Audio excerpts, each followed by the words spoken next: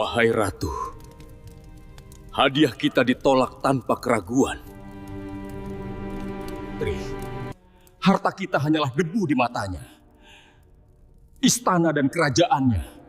Matanya. Kulihat dengan mata kepalaku sendiri. Singa dan harimau tunduk padanya tanpa rantai. Dia tidak menginginkan harta benda saya. Dia menginginkan kepatuhan saya. Jika kita melawan, Sabah akan rata dengan tanah, dan rakyatku akan menderita. Siapkan perjalanan. Saya akan menemuinya sendiri.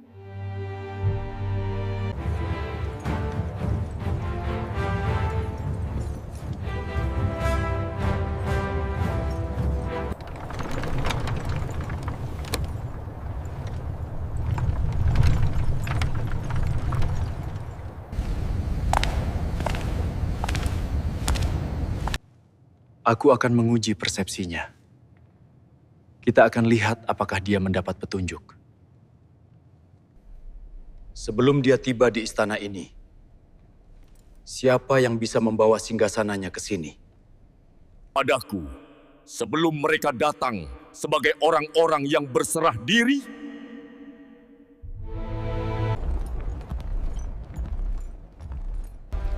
sebelum engkau bangkit dari dudukmu, aku sudah bisa membawanya kemari.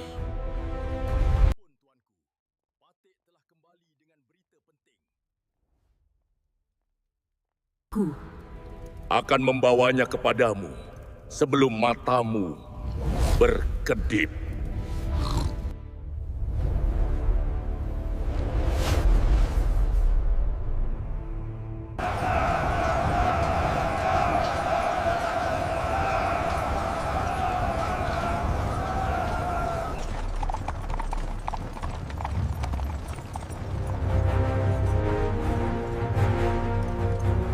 Lihat, singa-singa itu ada di mana-mana. Tapi mereka tenang. Kekuatan apa ini?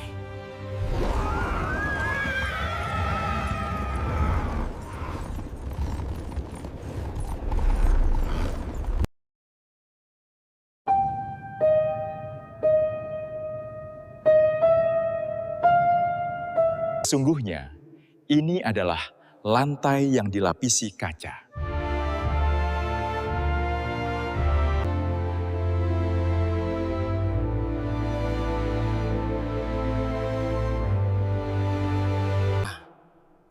Serupa inikah singgasanamu?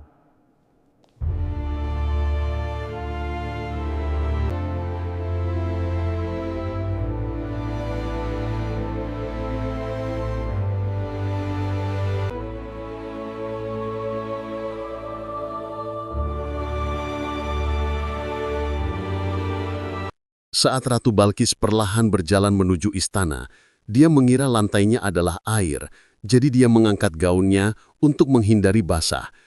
Dan pada saat itu, kakinya terlihat. Sekarang, kita sampai pada bagian yang paling misterius.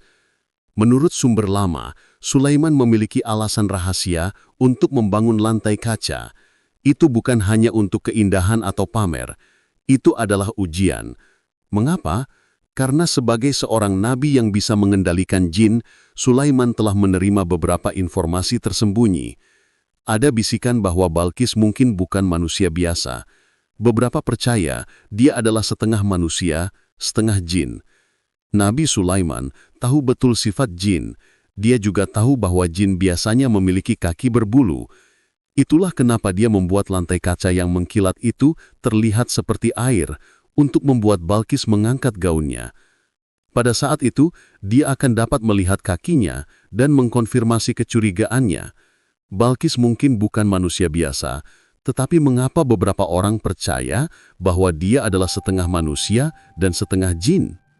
Ide ini muncul dalam berbagai sumber agama dan budaya dengan cara yang berbeda.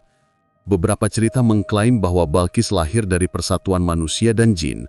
Menurut salah satu versi, ibunya adalah seorang ratu manusia dan ayahnya adalah seorang ifrit, jin yang kuat. Itulah kenapa Balkis memiliki kecantikan manusia dan beberapa ciri fisik seperti jin. Al-Quran tidak mengatakan dengan jelas apakah Balkis adalah manusia atau jin. Dalam teks-teks Ethiopia, dia tidak digambarkan memiliki asal-usul jin. Sebaliknya, dia digambarkan sebagai ratu manusia yang bijaksana dan spiritual.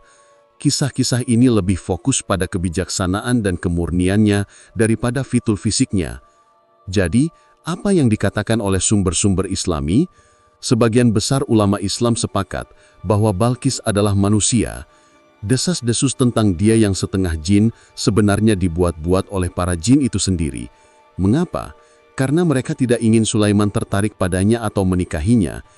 Jin itu takut, jika Sulaiman memiliki seorang putra, anak itu mungkin memerintah seperti ayahnya dan memaksa mereka untuk melayani lagi menggunakan pengetahuan rahasia yang dimiliki Sulaiman. Mereka melayani Sulaiman dengan segan dan berharap untuk bebas setelah kematiannya. Tetapi jika putranya memerintah, mereka akan terjebak lagi. Dan sebagian besar jin dikenal sebagai pembohong, bukan hanya di zaman Sulaiman, tetapi di setiap zaman. Nabi Sulaiman tahu ini dengan baik. Itulah mengapa dia mengatur situasi ini untuk memastikan. Dan ketika dia melihat kaki Balkis dan melihat kaki itu adalah kaki manusia normal, keraguannya hilang. Setelah dia melewati lantai kaca, Sulaiman menjadi yakin bahwa dia adalah manusia. Kemudian dia menunjukkan singgasana itu kepadanya. Ratu Balkis sangat terkejut. Sulaiman bertanya padanya, "Apakah ini singgasanamu?" Balkis melihat dengan cermat. Dia tidak tahu harus berkata apa. Itu terlihat persis seperti singgasananya, tetapi ada sesuatu tentangnya yang telah berubah. Akhirnya, dia berkata, "Itu sangat mirip." Di bawah singgasana itu, Sulaiman telah menempatkan sebuah pesan. Kami termasuk orang-orang yang berserah diri kepada Allah. Saat Balkis melihat lebih hati-hati, dia menyadari bahwa ini benar-benar singgasananya sendiri. Entah bagaimana, singgasana itu telah dibawa dari istananya bahkan sebelum dia tiba, dan itu telah diubah. Ini adalah bukti lain dari kekuatan besar yang telah Allah berikan kepada Nabi Sulaiman. Ratu Balkis tenggelam dalam pemikiran yang mendalam. Semakin dia berpikir, semakin dia menyadari betapa lemah dan bodohnya keyakinan rakyatnya dibandingkan dengan kebijaksanaan dan logika Nabi Sulaiman.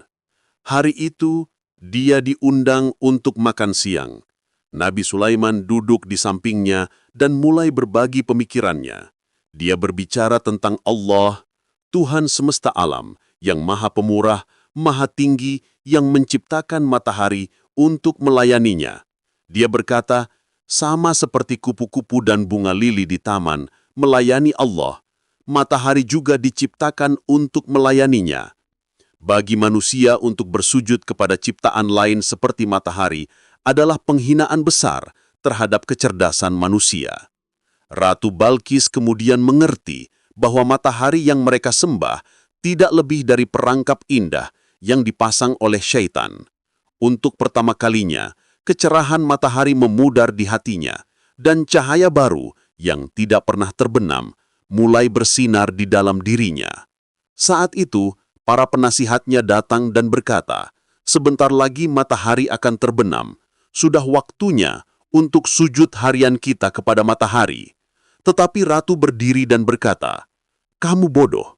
Apakah kamu masih percaya matahari layak disembah? Syaitan telah menjadikan seluruh sistem kepercayaan kita terlihat baik bagi kita." Para penasihat menjadi takut dengan apa yang mungkin terjadi dan segera pergi.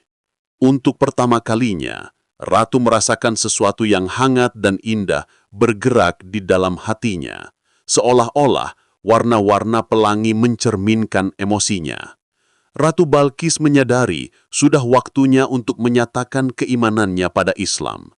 Dengan emosi yang mendalam, dia mengakui bahwa dia telah membodohi dirinya sendiri selama ini, dan dia menjadi seorang muslimah.